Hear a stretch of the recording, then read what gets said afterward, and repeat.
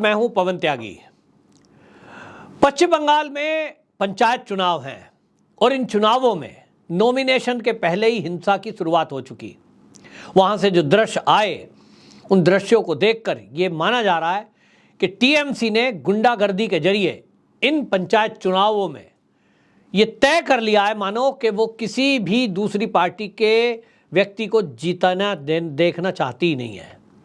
उन्होंने शायद तय कर लिया है कि सभी सीटों पर उनको कब्जा करना है, वो चाहे बूथ कैप्चरिंग करना पड़े, चाहे किसी की हत्या करनी पड़े, किसी को डराना धमकाना पड़े। इस हिंसा पर कलकत्ता की हाई कोर्ट ने भी तल्ख टिप्पणी की है, लेकिन ममता बनर्जी है कि वो हिंसा को थामने के बजाय पश्चिम बंगाल के लोगों को, टीएमसी के कार्यकर्ताओं को भड़काने में लगी है।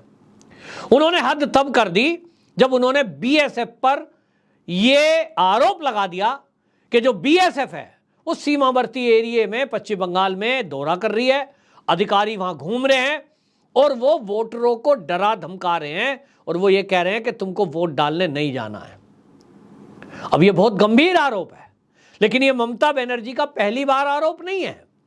बीएसएफ को लेकर के जब केंद्र सरकार ने एक अध्यादेश पास किया था कि ये जो 15 किलोमीटर का दायरा है बॉर्डर से, उसको बढ़ाकर 50 किलोमीटर किया जाता है, क्योंकि ये खबरें आ रही थी केंद्र के पास, इंटेलिजेंस इनपुट था बाकायदा, कि जो तस्कर हैं वो तस्करी करने वाले, नशे की तस्करी करने वाले, जानवरों की तस्करी करने वाले, मानव तस्करी करने वाले, रात में कई बार रात के अंधेरे का लाभ उठा करके तस्करी करते हैं।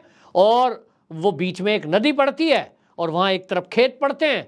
जो भौगोलिक स्थितियां हैं वो इस तरह की है कि वहाँ एक एक चप्पे चप्पे पर नजर नहीं रखी जा सकती, बाढ़ भी नहीं लगाई जा सकती, और इसीलिए उसका फायदा उठा करके वो जो है अंदर प्रवेश कर जाते हैं।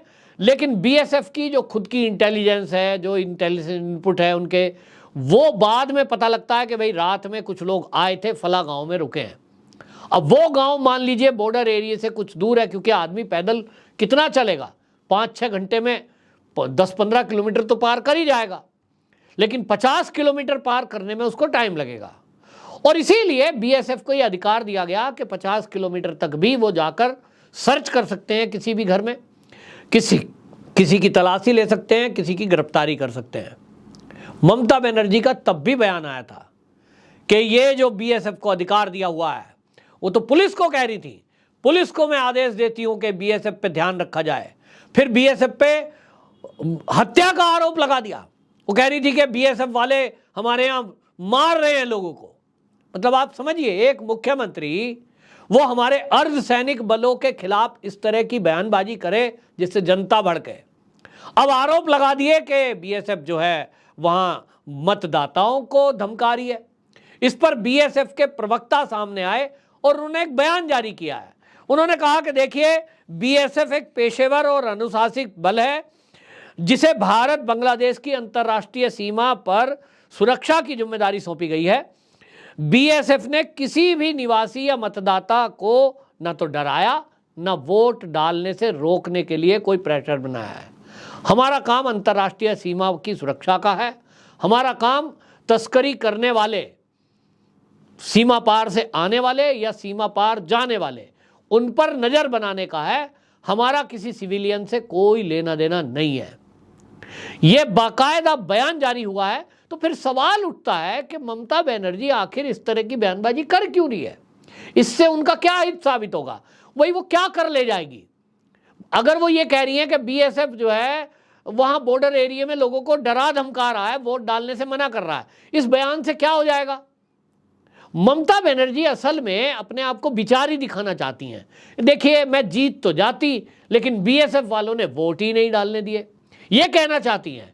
आपको असली मुद्दा बताऊं, असली मुद्दा यह है कि जो पंचायत चुनाव के पहले, नॉमिनेशन के भी पहले जो पश्चिम बंगाल में हिंसा की शुरुआत हुई, उसको लेकर के भारतीय जनता पार्टी के साथ साथ कांग्रेस और कम्युनिस्ट भी वो जो है कोर्ट में चले गए।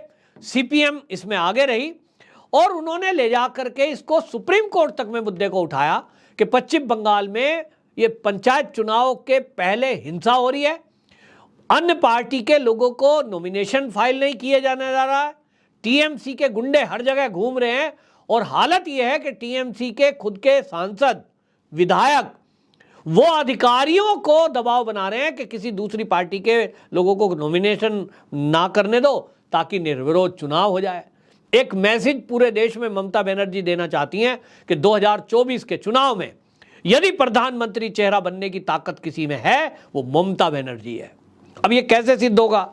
ये तभी सिद्ध हो सकता है जब ममता बनर्जी ज्यादा से ज्यादा सीट पंचायत की जीत जाए। ममता बनर्जी चाहती है कि लोकसभा चुनाव के जस्ट पहले होने वाला ये चुनाव, ये पूरे देश में वो मैसेज देना चाह रही हैं कि टीएमसी का देखिए कितनी लोकप्रिय पार्टी है, कैसा दबदबा है, सारी पंचायत चुनाव में टीएमसी जीत गई, कई सारी तो निर्विरोध जीत गई। ये ऐसा नैरेटिव बनाना चाहती है। लेकिन जो हिंसा की तस्वीरें आई, जो हिंसा की खबरें आई, उन सब पे कलकत्ता हाई कोर्ट में मैटर गया और कलकत्ता हाई कोर्ट ने बहुत तंग टिप्पणी की है।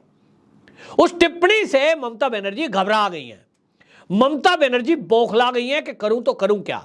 कलकत्ता हाई कोर्ट ने तो इतना आदेश दे दिया कि जो ये नॉमिनेशन को लेकर के कंप्लेंट उनके पास आई है, इसके अलावा एक कंप्लेंट और आई है कि टीएमसी ने चुनाव आयोग से मिलकर के वहां भारतीय जनता पार्टी, कांग्रेस और कम्युनिस्ट के जो लोग हैं, वोटर हैं, उनका वोटर लिस्ट से नाम गायब कर दिया है। और ये कंप्लेंट लगभग हर गांव से आ रही है। और इसमें बड़ी कंप्लेंट ये है कि जो वो वेबसाइट पे नाम पड़े हैं उसमें नाम गायब है।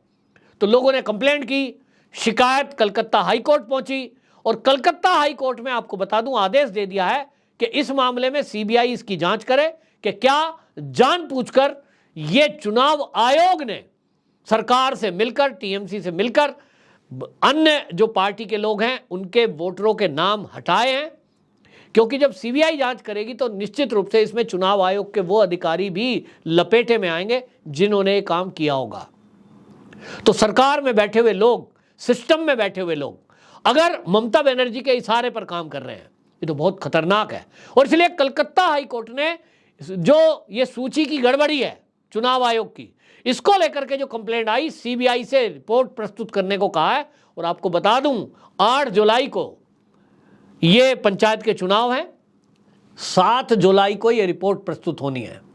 अगर 7 जुलाई को सीबीआई कोर्ट में ये रिपोर्ट सबमिट करती है कि वाकई में लिस्ट में गड़बड़ी हुई है और इस लिस्ट में चुनाव आयोग ने ये गड़बड़ी की है, क्योंकि चुनाव आयोग के बिना तो हो नहीं सकती। चुनाव आयोग के कोई कर्मचारी अगर मिले हुए हैं और उन्होंने सूची में गड़बड़ी की है तो सोचिए चुनाव फिर कैसे ईमानदारी से हो सकता है।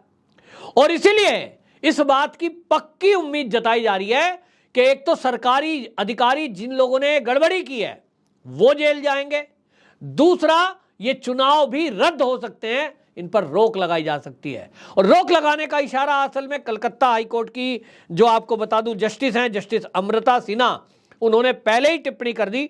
उन्होंने कहा पंचायत चुनाव में इतनी हिंसा देखी गई है, अगर ऐसा ही रक्तपात चलता रहा तो चुनाव को क्यों ना रोक देना चाहिए। ये सवाल उठाया है, सोशल मीडिया पे भी वो वीडियो वायरल हो रहा है जस्टिस साहब का कि भाई इतनी हिंसा हो रही है कि जब अभी नॉमिनेशन फाइल करने में इतने लोग मार दिए गए, बमबाजी हो रही है, खुलेआम पुलिस के सामने लोगों को मारा जा रहा है, नॉमिनेशन फाइल करने से रोका जा रहा है। बीजेपी के केंद्रीय मंत्री तक ने कंप्लेंट की है कि साहब मैं गया हूं, मुझे मेरे कार्यकर्ता बुला रहे हैं कि अंदर हमें नहीं आने दिया जा रहा है।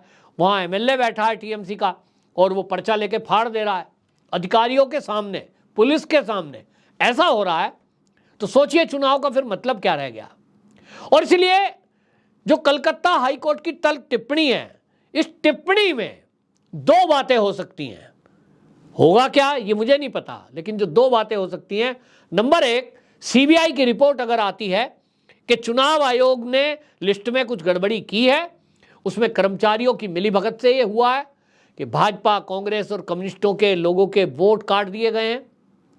नंबर 2, हिंसा के मामले में भी जो पुलिस एफआईआर दर्ज नहीं कर रही थी, हालांकि कोर्ट के जरिए वो जांच हुई है, उसमें लोग लगे हुए हैं, वो अगर होता है कि जबरदस्ती लोगों को डराया धमकाया गया है, तो कलकत्ता हाईकोर्ट को यह पावर है कि वो इन 8 जुलाई को होने वाले चुनाव पर रोक लगा सकती है। 7 जुलाई को क्या होगा ये देखना होगा, लेकिन जैसा उम्मीद जताई जा रही है, जो अभी तक के कानून के जानकार हैं, जो हालातों को देखकर कह रहे हैं, मैं इतना मुझे लग रहा है, आभास दिखाई दे रहा है कि ये चुनाव फिलहाल के लिए रोक लगाई जा सकती है। ममता बनर्जी की तरफ से सुप्रीम कोर्ट जाया जाएगा। लेकिन आपको बता दूं, सुप्रीम कोर्ट भी इस हिंसा को लेकर पहले ही फटकार लगा चुका है और कलकत्ता हाई कोर्ट की बात को पुष्ट कर चुका है कि कलकत्ता हाई कोर्ट जो कह रहा है वो ठीक है। तो ममता बनर्जी को मुझे राहत मिलती हुई नहीं दिखाई दे रही। और मुझे जो दिखाई दे रहा है, मेरा जो अनुमान है कि ये चुनाव रद्द होंगे, नए सिरे से फिर से नॉमिनेशन होगा और उसके पहले यहां केंद्रीय सुरक्षा बलों की तैनाती की जाएगी, जिसकी मांग कांग्रेस के अधीर रंजन चौधरी भी कर चुके हैं। और जब पूरा पुख्ता सुरक्षा इंतजाम कर लिया जाएगा, फिर यह चुनावी प्रक्रिया दोबारा से शुरू होगी, जिसमें कम से कम 1-2 महीना लग सकता है। तो यह लग रहा है और इसीलिए ममता बनर्जी को अब लग गया कि उनकी इतनी बेइज्जती हो रही है, अब तो कोर्ट पे क्या बोलेंगी। कोर्ट मान रहा है क्योंकि भाई सबूत है। तो ममता बनर्जी को लग रहा है कि इसका ठीकरा किसी और के सर फोड़ दें, वो फोड़ दें कुछ भी। जनता ने ममता बनर्जी टीएमसी को नकार दिया है।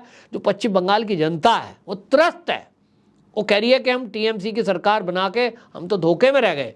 हमने कहा ये वही वाली दीदी हैं जो कांग्रेस के विरुद्ध और वामपंथियों के विरुद्ध कभी अभियान चलाया करती थी। ये कहती थी यहाँ हिंसा बहुत होती है, यहाँ फैक्ट्रियाँ नहीं है, यहाँ रोजगार नहीं है, किसानों की हालत खराब है। हमें लगता था ये दीदी वही हैं, लेकिन ये दीदी जब से सत्ता में आई हैं, इन्होंने तो पश्चिम बंगाल का बंटाधार कर दिया है।